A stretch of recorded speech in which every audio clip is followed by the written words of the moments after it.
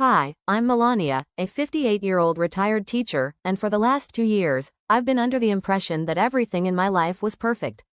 I had a wonderful relationship with my son, Marcus, and his wife, Victoria. At least, that's what I told myself, even though I couldn't ignore the tiny things that started to feel off. It wasn't anything big at first, just little moments that made me pause, but I brushed them off, convincing myself it was just my imagination. One Thursday afternoon, Marcus called me, his voice as bright and cheerful as always. "Mom, you're coming to dinner on Sunday, right?" he asked. "Of course, sweetheart. Should I bring anything?" I replied, always happy to see them. "Just yourself," he said. In the background, I heard Victoria's voice, sharp, clear. "Tell her 6 o'clock sharp, Marcus. Not a minute early, not a minute late." I chuckled. "You got that, Marcus? 6 o'clock, not 5 past, not a second before." Yeah, Marcus laughed, but it felt a little forced. "She's a stickler for timing." I smiled and said goodbye, still thinking about how tightly controlled things seemed at their house. But hey, I loved them both. What could go wrong? Why was Victoria so insistent about time? And what was it about their relationship that felt just a little too perfect? Something didn't sit right, but I couldn't quite put my finger on it.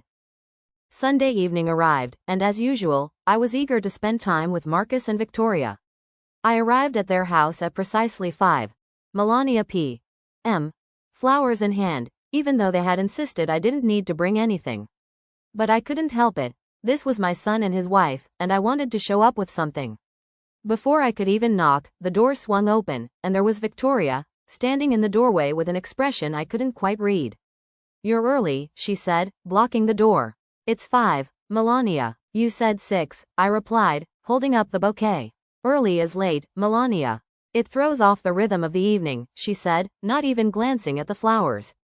"And I told Marcus not to let you bring anything. Why don't you ever listen?" I stepped inside, trying to shrug off the awkwardness, but something felt off. Marcus appeared from the kitchen, flashing me a quick smile. "Come in, Mom. Don't mind Vicky. She's just stressed about the lasagna." Victoria shot him a sharp look. "I'm not stressed. I'm organized. There's a difference." I nodded, but it wasn't lost on me that there was a heavy tension in the air that hadn't been there before. As we sat down to eat, the conversation was stiff. Victoria corrected almost everything I said, and Marcus seemed to go out of his way to smooth things over. I felt like I was walking on eggshells, unsure of what I'd say next that might be deemed wrong. "So, Mom," Marcus said, trying to make conversation as he served the lasagna. "Tell us about that book club of yours." I opened my mouth, eager to share, but before I could even get started, Victoria interrupted. "You're serving her too much. She'll never finish that portion. You know how she is with food." "I don't waste food, Victoria," I protested, feeling my patience slip a little. "Really? Because last time you left half your plate," she shot back. "Or was it that you didn't like my cooking?" "Victoria, that's not," I started, but she cut me off again. "Don't worry about it, Melania," she said with a tight smile. "You don't have to pretend. We all know you don't like it." I felt my cheeks flush. Was this what my relationship with them had become? A battle of insults veiled in politeness? Marcus picked up on the tension and quickly changed the subject. "Mom, tell us about your book club," he said again, his tone now more strained. The evening went on, but it felt like it was dragging through molasses. Victoria snapped at every little thing I said, and Marcus struggled to calm her down. It was clear that this wasn't just a bad night. This was becoming the new normal. Why was Victoria acting so cold and controlling? Was it just the stress of the evening, or was there something deeper at play here? And why did Marcus seem so distant, as though he was caught between us? After that dinner, things didn't get any better. Over the next few weeks, there were more awkward calls, strange comments, and moments when I couldn't shake the feeling that something was terribly wrong. It was subtle, at first, a word here, a look there, but the unease lingered. One afternoon, I was at home when I got a call from Marcus. His voice was tense, something I hadn't heard before. "Mom, are you all right? Victoria says you've been acting strange lately. You've been, forgetting things?" I felt my heart drop. Forgetting things? I couldn't remember anything out of the ordinary. "What are you talking about?" "I've been fine." "I don't know, Mom. She said you've been forgetting appointments, showing up uninvited, calling her at odd hours," he said, his tone uncertain. I felt a chill. Marcus, I've been to your house exactly when we've planned, and I've never called her at odd hours. Well, she's worried about you. She said you even showed up at our door at midnight last week, saying something about Marcus being in danger. Midnight? That was impossible. Marcus, I haven't been there outside of the visits we planned. I haven't called anyone in the middle of the night, and I haven't shown up uninvited. None of this is true. But the seed of doubt had already been planted. Was I losing track of reality? Maybe there was something wrong with me. Or maybe, just maybe, Victoria was twisting the truth.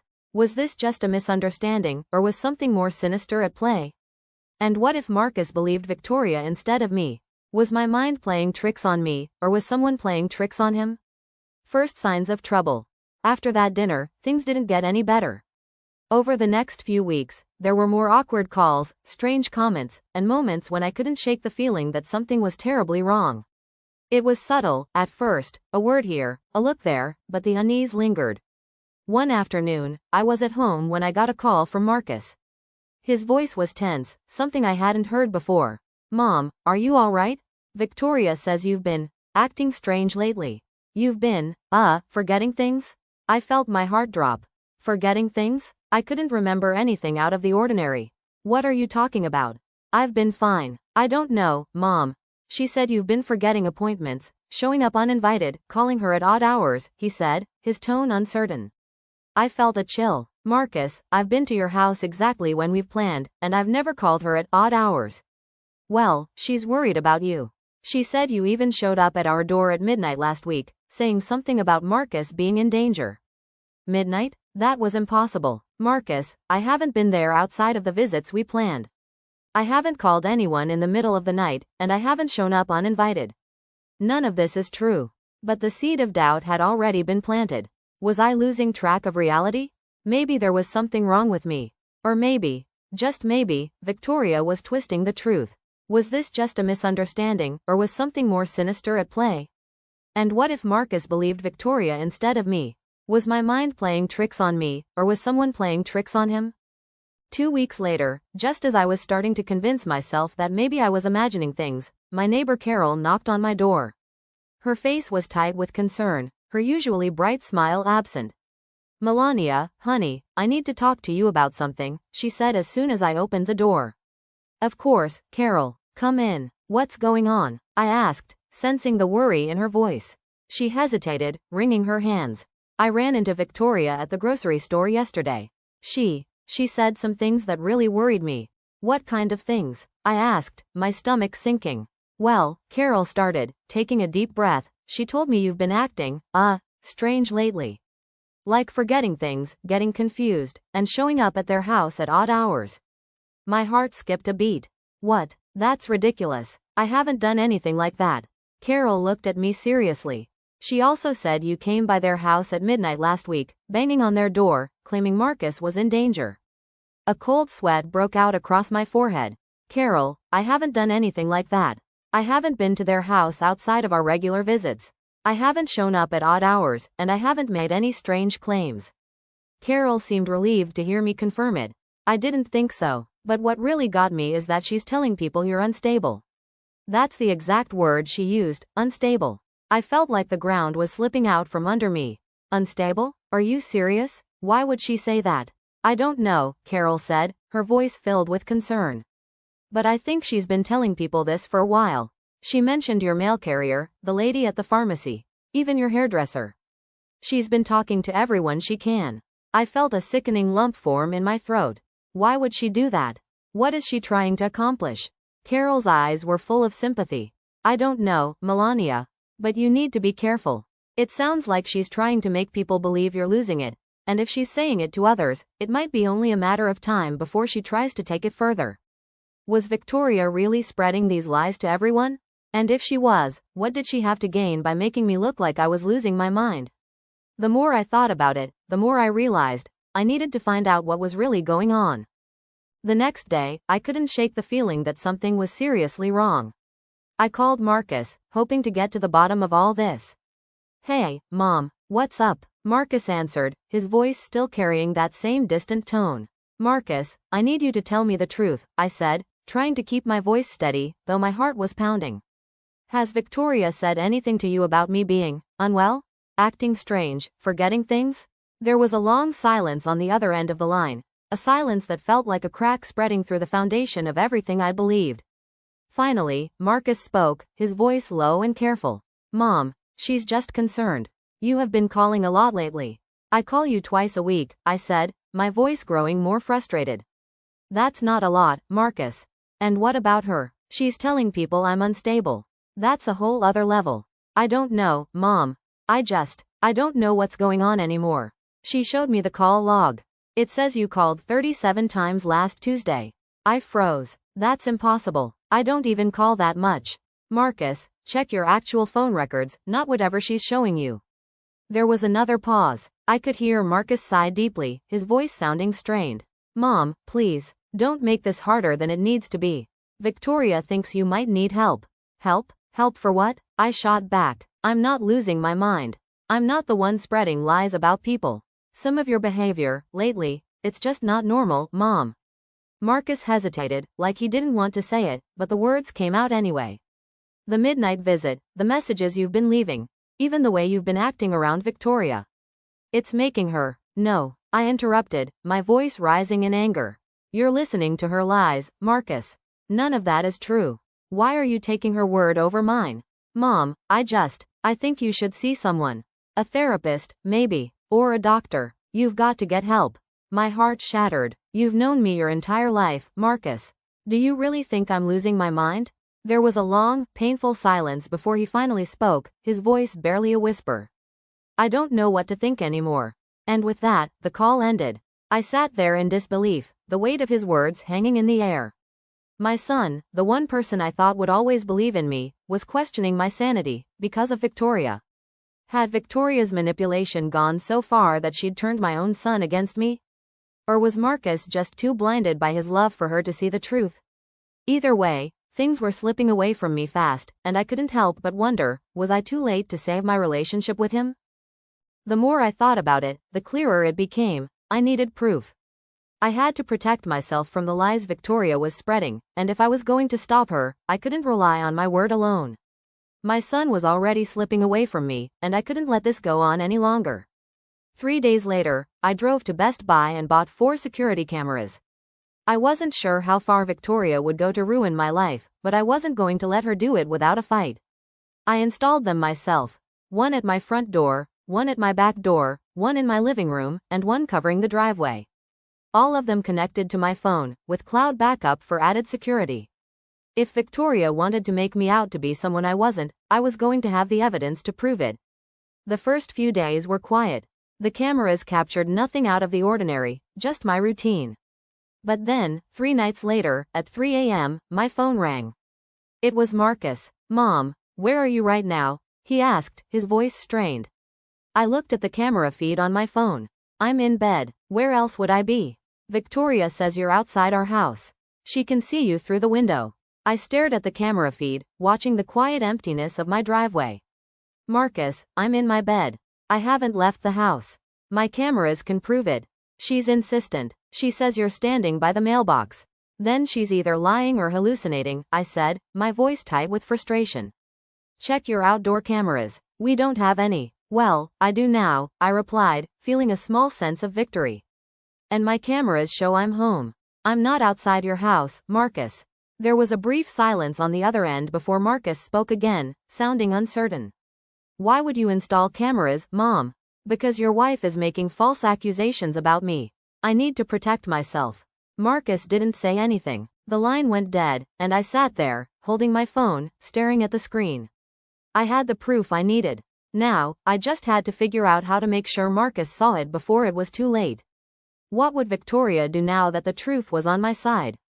Would she keep lying, or would she try something even more extreme? And would Marcus ever believe the evidence, or would he remain under her control? Days passed, but things only got worse. Victoria's lies seemed to spread like wildfire, and Marcus was still clinging to her version of events. Every time I tried to show him the truth, he backed away, as though he didn't want to see it. But I wasn't about to give up. I couldn't. I kept monitoring my cameras, checking for anything out of the ordinary. And then, a week later, I got another strange call from Marcus. Mom, did you go by our house again? Victoria says you were out there last night, standing by the mailbox again. She says you've been leaving strange messages for her. I sighed, feeling the weight of this constant battle pressing on me. Marcus, I wasn't outside your house. You need to check the cameras. I've been here, at home, all night. You need to stop saying things like that, Marcus replied, his voice sharp. It's not helping anything. I'm not lying, I snapped back. And I'm not making things up. Your wife is twisting everything I say and turning you against me. You need to stop listening to her and look at the truth. I've got proof, real proof. I could feel the tension rising between us, but this time, I refused to back down. I told him about the security footage, how I'd installed cameras to capture everything. I'm documenting everything now, Marcus. You can see it for yourself. There was a long pause on the other end. Finally, Marcus said, You want me to look at it? Yes, I want you to see it. I've been trying to tell you the truth, but you won't listen to me. This has gone too far. Marcus hesitated again. Okay, fine, I'll look at it, but I don't know, Mom. Victoria's been saying things that make sense. You need to trust me, Marcus, I said, the frustration creeping into my voice. She's trying to turn you against me. Don't let her do this. But no matter how many times I told him, it was like the doubt in his mind had already taken root. I was starting to wonder if I'd ever get through to him, or if it was already too late. Would Marcus finally see the truth, or would Victoria's manipulation drive an even deeper wedge between them? Was I wasting my time, or was the proof I had enough to make him believe? The phone call with Marcus didn't change anything. He was still blinded by Victoria's manipulations, and I was growing more desperate by the day. I knew I had to do something drastic, something that would force Victoria's hand. The very next day, Victoria called me. I was surprised, to say the least, since she usually avoided direct contact with me unless absolutely necessary. Melania, we need to talk, she said, her tone oddly calm, almost too calm. Can you come over this afternoon? I think we've gotten off on the wrong foot. The way she said it didn't sit right with me. I felt a wave of unease wash over me, but I agreed anyway. Sure, I'll be there at 2 o'clock. Something felt off, but I pushed it aside. I was tired of playing the passive role in all this. If this was going to be a confrontation, I was ready. I double-checked my security cameras before I left. 2:07 p.m., departure time, clearly visible. Everything was recorded. I wasn't going to let her lie her way out of this.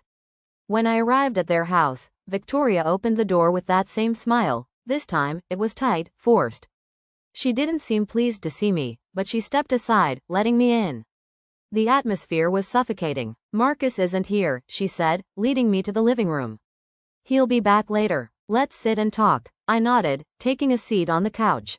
Victoria sat across from me, her eyes gleaming with something I couldn't quite place.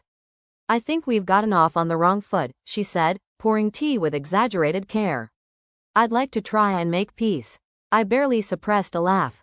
Peace? After everything she'd done? Victoria, I know exactly what you've been doing, I said, leaning forward. You've been telling people I'm unstable. That I've been showing up at odd hours, making wild accusations. Why? What's your game here? She put the teapot down and smiled that cold, calculating smile. I have no idea what you're talking about. You don't? I shot back. Because Carol told me everything. She said you told her I came to your house at midnight, that I've been calling you obsessively. That I'm losing my mind. Victoria's smile faltered, but she quickly regained her composure. Those are serious accusations, Melania. You're making things up. You've always been paranoid, and now it's getting worse. I took a deep breath, trying to control the rage bubbling inside me. I have security footage proving I've been home when you claimed I was at your house. I have proof, Victoria. Security footage? She laughed, her voice mocking. Anyone can manipulate that. You're just digging yourself deeper, Melania. This only makes you look worse. I don't care what you say, I snapped. I've been documenting everything, every lie, every false claim. And when this all comes crashing down, you'll be the one who looks insane, not me. She stood up abruptly, the fake smile completely gone. I think you should leave now. This visit isn't going the way I expected. I stood as well, feeling the fury rising in my chest. Fine, I'll leave, but you need to understand something. I'm not backing down. I will expose every lie you've told. And you will not destroy my relationship with my son. She looked at me with contempt. You think you can intimidate me with your cameras and your threats? Everyone already thinks you're losing it, Melania. One more incident and Marcus will have no choice but to take action. You're wrong, I said, my voice cold. You're the one who's losing it. And I'm going to make sure everyone knows it. I turned to walk out, but she grabbed my arm. I shook her off, but the contact alone was enough to set her off. Victoria shoved me hard, and I stumbled backward, hitting the bookshelf behind me. The force of the push was enough to knock some books off the shelf, but I stayed on my feet, my heart racing with adrenaline. The next few moments were a blur. Victoria lunged at me, her hands clawing at me. But the door swung open, and Marcus entered, looking shocked to find us in such a volatile confrontation. What's going on here? He asked, stepping between us. She pushed me, I said, my voice trembling with anger. Victoria turned on him, her eyes wild. Tell her she's crazy. Tell her she's making this all up. Marcus didn't say anything at first. He just stood there, frozen, until finally, he spoke, his voice quiet but firm. I don't know what to believe anymore. I felt a gut punch of betrayal. You don't know? You don't know what to believe? After everything she's done? Marcus didn't respond, but the look in his eyes said everything. He was still caught in the web of lies she'd spun. Would Marcus finally realize the truth, or would he continue to be manipulated by Victoria? And if things escalated further, what would happen next? Was this confrontation enough to change everything, or would it be the breaking point for them all? I left Victoria's house that afternoon, my mind reeling from everything that had just happened. My hands were still shaking from the anger and frustration that had built up over the past weeks. But the worst part wasn't the confrontation itself, it was Marcus. I couldn't believe he'd just stood there, silent, while his wife attacked me. After everything, he still couldn't bring himself to choose me. And that hurt more than anything. That evening, Marcus called. His voice was different, distant, like he was already pulling away. Mom, Victoria says you made threats, he said, his words coming out in a rush. She said you told her to watch her back. That you'd make her pay for what she's done. I was stunned. What? I never said anything like that. She's twisting everything, Marcus.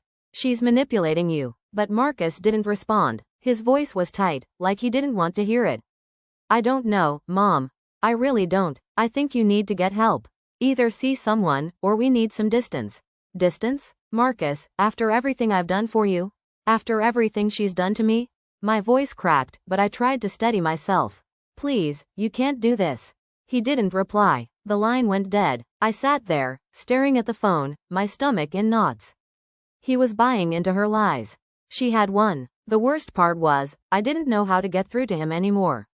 Was this truly the end of our relationship? What was happening to Marcus? Was he too far gone to see the truth? And could I still fix things, or had I already lost him forever? The next day, things only grew darker. I didn't hear from Marcus, but my phone was blowing up with messages from Carol and other friends, all asking if I was okay, if I needed help. Word was getting around about the confrontation, and I knew it wouldn't be long before everyone found out.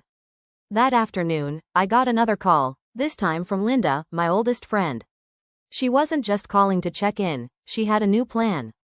You need to fight back, Melania, she said, her voice grim.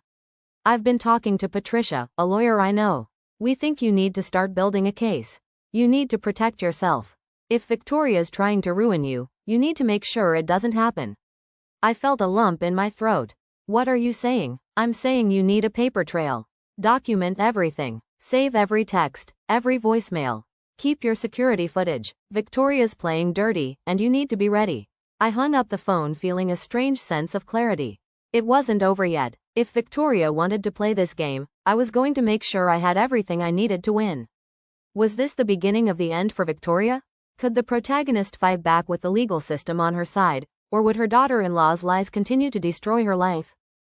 The days after the confrontation were filled with a sense of urgency and anxiety. I knew I had to act quickly. If I was going to prove Victoria's lies and protect myself, I couldn't afford to sit idly by. So, I started gathering everything I could. Every text, every voicemail, every scrap of evidence that could tell the real story. Patricia, Linda's lawyer friend, had been right. I needed to document everything, because Victoria had already started to build her case against me. It wasn't just about the calls and the accusations anymore. It was about something much darker. I started to realize just how far Victoria had gone. She wasn't just trying to discredit me in front of Marcus, she was trying to get me declared mentally incompetent. I couldn't believe it. She wanted control, complete control of Marcus, the house, everything. And the only way to get that was to make sure I was out of the picture. I spent the next week collecting more footage from my cameras, showing every minute of my day. Nothing unusual, nothing out of place. But the proof was there, clear as day. I had been home every time she said I was outside her house. Every time she claimed I was losing it, I had the timestamps and video footage to prove otherwise. Then came the bombshell. Patricia called me late one evening. "Melania, I need to talk to you." "It's bad." "What is it?" I asked, my stomach turning. "She's building a case against you. I've seen the evidence. There's a petition, Melania. A petition to have you declared mentally incompetent. She's planning to file it next week. She's been gathering signatures, talking to your neighbors, your mailman, even your hairdresser. She's been very thorough." My heart stopped. A petition? To take away my rights? My life? Exactly. But you have something she doesn't, proof. You've been documenting everything. We need to move fast. Could Victoria really go through with her plan? Was the protagonist proof enough to stop her, or was she about to lose everything she had worked for? The next day, I met with Patricia, who helped me organize everything. We made copies of the security footage, the texts, and all the other documentation I had collected. She even drafted a counter-petition to ensure I wouldn't be blindsided if Victoria followed through with her plan. It felt like I was preparing for war, but I wasn't afraid. I had the truth on my side. And I was going to make sure it came out, no matter what it took. The next week, I got a call from the police. "Melania Henderson?" The officer asked when I picked up. "Yes? We've received a call from Victoria Henderson. She's claiming you've been harassing her and that you showed up at her house this morning, yelling, trying to break in. We need to speak with you." I was speechless. "What?" "Officer, I've been home all morning. I haven't left the house. Please, come inside. I can show you the footage." The officer seemed taken aback, but he agreed. I invited them in and pulled up the camera footage on my TV. "Here," I said, pointing to the timestamp.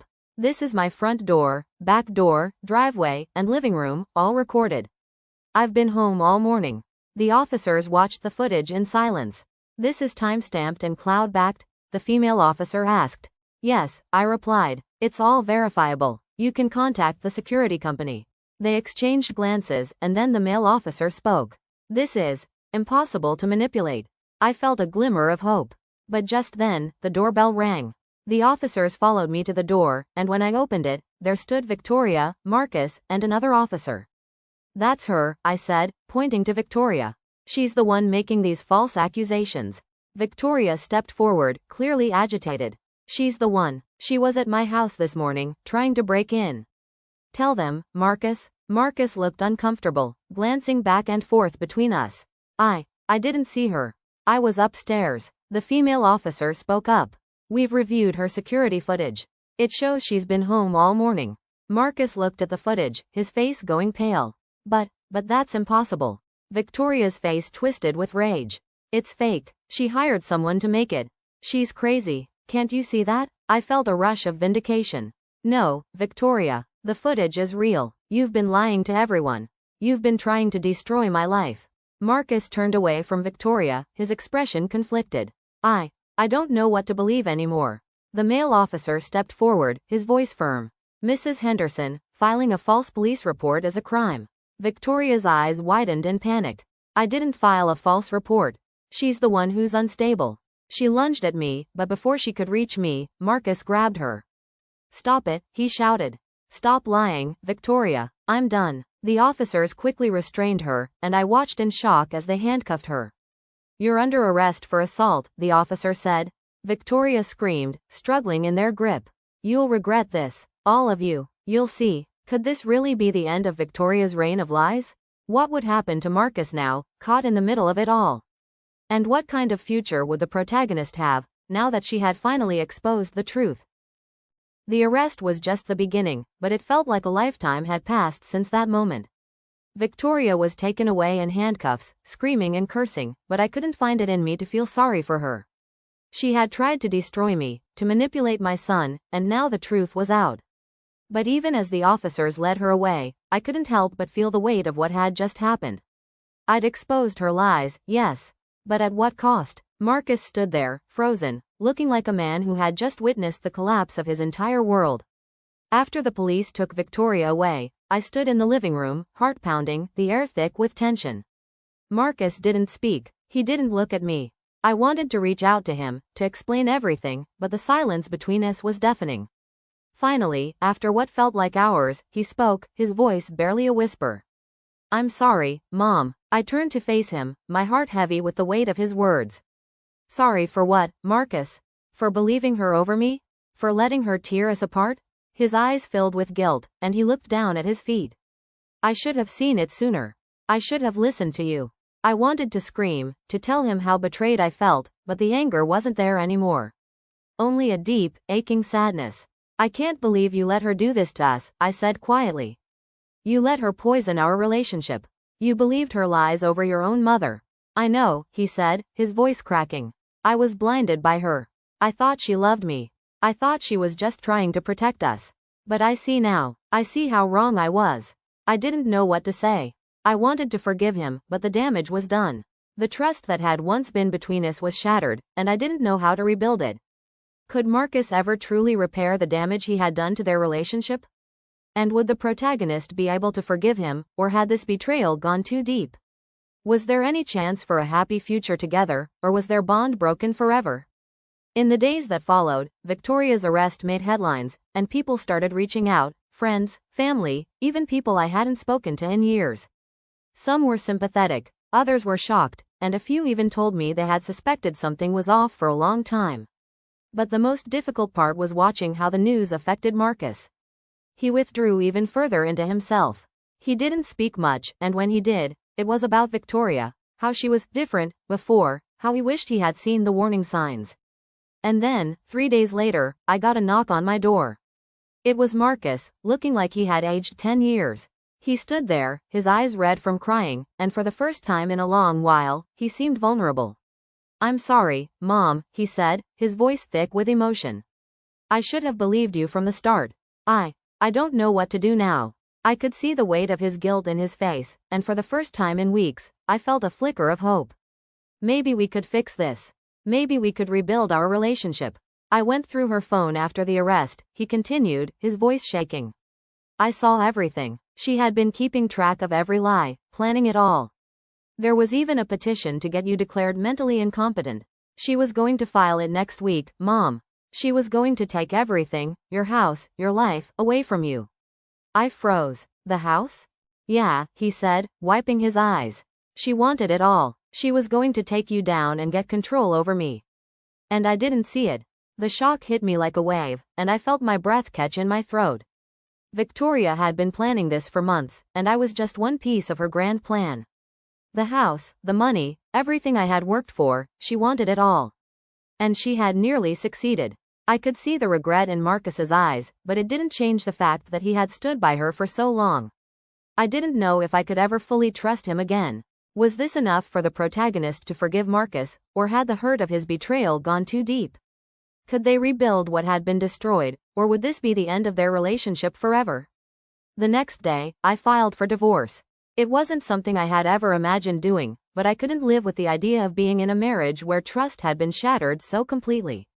The truth was, I wasn't sure if I could ever truly forgive Victoria, and I wasn't sure if I could ever truly trust Marcus again. But I had to do what was right for me. I needed space, time to heal, and time to rebuild. Marcus came by the house that night to check on me. "Mom, please, I don't know what to say. I've messed up so much. But I'm trying. I'm really trying." I looked at him, my heart heavy. "I know you're trying, Marcus. But trust isn't something you can rebuild overnight. It takes time." He nodded, his eyes filled with guilt and regret. "I understand. I'll give you the time you need. I don't want to lose you." Would time heal the wounds caused by betrayal? Could the protagonist ever trust Marcus again, or would the scars from this painful chapter be too deep to overcome? The weeks after the divorce filing were a blur. I was living in a haze of emotions, anger, sadness, but also a strange sense of relief. For the first time in ages, I felt like I was taking control of my life. I had faced the worst betrayal of my life, and yet I was still standing. But it was hard to shake the feeling of loss, especially when I thought about Marcus. I spent most of my time focusing on myself, reading, gardening, getting out of the house more. I didn't want to sit around and stew in my anger, so I kept myself busy. I even started taking pottery classes. It felt good to do something just for me, something that wasn't about Victoria or Marcus or anything else that had weighed me down. Still, the guilt was there. Even after everything that had happened, part of me still wished I could fix things with Marcus. I wanted him to see me, really see me, as his mother. But the distance between us was growing wider, and I didn't know how to bridge it. One evening, about a month after everything went down, Marcus called. My heart skipped a beat when I saw his name on the screen. I didn't know if I was ready for this. But I answered anyway. "Hi, Mom." His voice was shaky, unsure. "I know it's been a while. I just wanted to check in." "Marcus," I said softly. "It's good to hear from you." There was a long pause on the other end of the line. I could hear him trying to find the right words. "I've been doing a lot of thinking, and I've been talking to someone. A therapist. I know it's late, but I'm trying to understand everything. What I did. How I let it all happen." I felt a wave of emotion rise in me. "I'm glad you're seeing someone, Marcus. But what I need from you is more than just words. You have to show me that you've changed. That you're not the same person who let Victoria manipulate you." "I know, Mom," he said, his voice tight. "I've been trying. I know I've hurt you more than I can ever make up for. But I need you to know that I'm trying to be better. I've been reading books, talking to people, working through my own stuff. I'm sorry. I should have never let her do that to you." The sincerity in his voice hit me hard. I wanted to believe him, I really did. But the scars were deep. I had been burned, and it wasn't something that could just be erased with apologies and promises. "I hear you, Marcus," I said, my voice trembling. "But it's going to take time. Time for me to heal. Time for you to prove you're really ready to change. I can't just forget what happened." "I understand," he said. "I'll wait, however long it takes." We both sat in silence for a moment, the weight of everything still hanging between us. Could this be the start of a real reconciliation, or was it too little, too late? Was it possible to rebuild a relationship after such deep betrayal, or was it forever fractured? In the weeks that followed, Marcus continued to reach out. He sent me cards, flowers, messages, all apologizing for the past and asking for forgiveness. I could see the change in him. He was taking responsibility for his actions, and that gave me a glimmer of hope. But I was still wary. It wasn't easy to let go of the anger, to let go of the betrayal. I had to protect myself. I couldn't just open my heart and trust him again without seeing more from him. It wasn't just about his apologies, it was about his actions. One afternoon, he showed up at my door unexpectedly. This time, there was no pressure, no expectation. He just stood there, holding a small box wrapped in brown paper.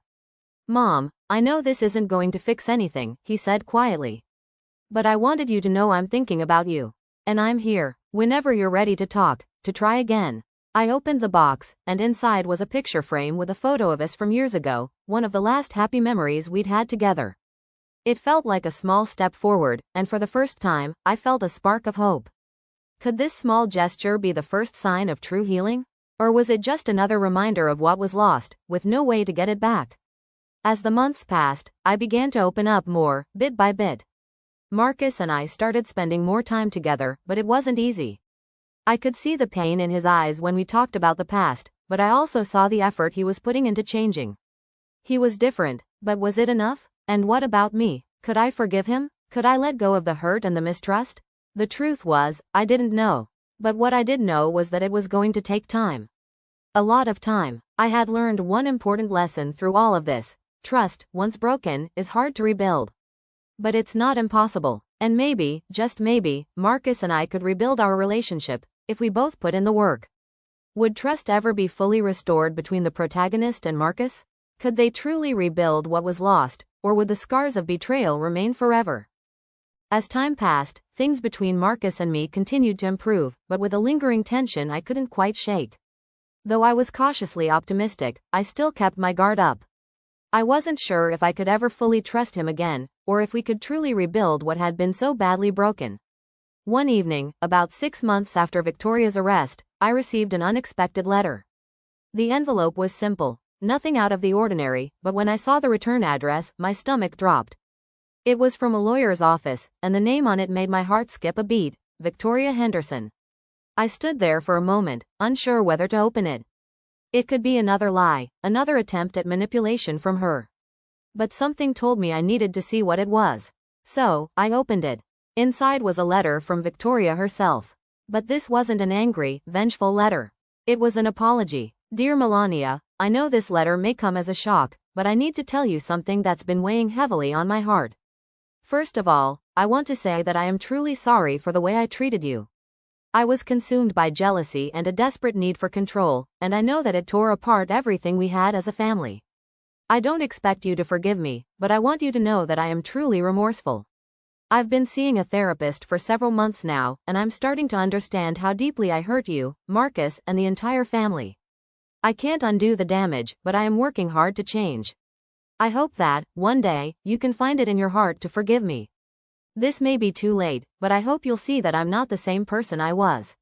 Sincerely, Victoria Henderson. I sat there, staring at the letter, feeling a mix of disbelief, anger, and, strangely, relief. Was this for real? Was Victoria truly remorseful, or was this just another manipulation tactic? I couldn't be sure, but the letter stirred something in me, a mix of emotions that I hadn't expected. Could this apology be genuine, or was it just another one of Victoria's twisted games? Was it possible that, after everything, she had really changed? And what did this mean for Marcus and me moving forward? A week later, Marcus came to visit. I could see the nervousness in his eyes as he stepped inside, but he seemed different somehow, more mature, more grounded. I saw the letter, he said quietly, sitting across from me. I'm sorry, Mom. I don't know what to make of it. I can't tell if she's being honest, or if she's trying to manipulate us again. I don't know either, I said, my voice low. It's hard to believe after everything she's done. We both sat in silence for a moment, the weight of the situation hanging in the air. I could feel the years of hurt and betrayal weighing heavily on both of us, but something had changed. We had both grown. I don't know if I can forgive her, Marcus, I said finally, looking up at him. But maybe it's not about forgiveness right now. Maybe it's about letting go of the past, for both of us. Marcus nodded slowly, his eyes full of understanding. You're right, Mom. We can't keep living in the past. It's time to move forward. Together. Would the protagonist be able to fully let go of the past, or would the scars of betrayal forever haunt her? And how would Marcus handle the possibility of a new relationship with his ex-wife? The path ahead was uncertain, but they were finally on it together. In the months that followed, Marcus and I took the first tentative steps toward rebuilding our relationship. It wasn't easy. There were still moments of doubt, and the scars of betrayal never fully disappeared. But we both knew that healing was a long road, one that would take time and patience. What mattered now was that we were moving forward, together. As for Victoria, I chose to let her apology remain just that, an apology. I couldn't bring myself to forgive her, not yet. Maybe in time, I would. But for now, I focused on the future, on my own healing, and on the relationship I was trying to rebuild with Marcus. I didn't need to hold on to the anger anymore. Letting go didn't mean forgetting, it meant freeing myself from the past. Life had a funny way of testing us, of showing us just how strong we could be when we were pushed to our limits. And while I didn't know what the future held, I knew one thing for sure. I was finally in control of my own story.